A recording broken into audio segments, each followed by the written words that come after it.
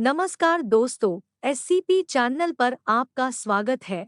चालू करते हैं आज की कहानी। स्वीकार करना सीखो। एक बहुत बड़ा व्यापारी था। उसका व्यापार बहुत फैला हुआ था और बहुत अच्छे से चलता था, लेकिन फिर भी उसे चिंता रहती थी कि उसके बाद उसके व्यापार का क्या होगा। उसका बच्चा उस व्यापार को अच्छे से संभाल पाएगा या नहीं। हालांकि उसके बेटे ने उससे कई बार कहा था कि मुझे भी व्यापार करने दीजिए, मुझे व्यापार करना आ गया है, मैं सीख चुका हूँ, लेकिन व्यापारी पता नहीं क्यों उसे कभी मौका देता ही नहीं था। कुछ दिन बीते और एक दिन व्यापारी की तबीयत अचानक खराब हो गई। उसे दिल का दौरा पड़ा। उसे हॉस्पिटल में भर्ती करवाया गया। व्यापारी का बेटा उसके दोस्त के साथ अपने पिता को मिलने आया। थोड़ी देर अपने पिता के पास बैठने के बाद बेटा और उसका दोस्त बाहर आए। बाहर एक आइसक्रीम की दुकान देखकर व्यापारी का बेटा बोला, चलो आइसक्रीम खाते हैं। उसके दोस्त को ये जानकर बड़ा आश्चर्य हुआ कि बाप हॉस्पिटल में है, बिजनेस का क्या होगा पता नहीं। और उसका दोस्त ऐसी सिचुएशन में भी इतना बेफिक्र कैसे रह सकता है।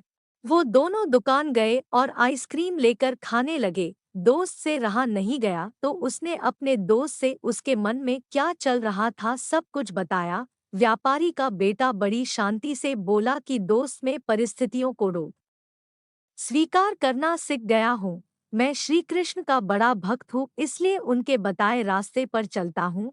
पहला रास्ता कि कर्म करो और फल के बारे में मत सोचो। दूसरा, मैं तुम्हें एक कहानी बताता हूँ जिसे सुनने के बाद तुम्हें सब समझ में आ जाएगा।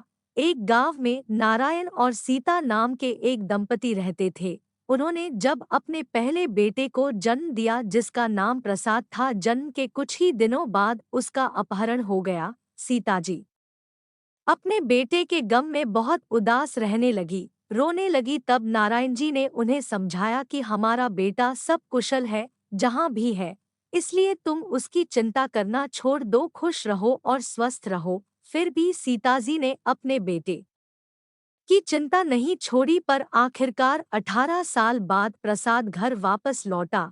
वह विवाह करके लौटा था और समस्या यह थी उसने अपने से 20 साल बड़ी महिला से शादी की थी। सीताजी को इस बात की खुशी थी कि उसका पुत्र वापस आ गया, लेकिन इस बात से वो फिर से दुखी हो गई कि उसके पुत्र ने अपने से बड़ी उम्र की औरत से शादी क्यों की।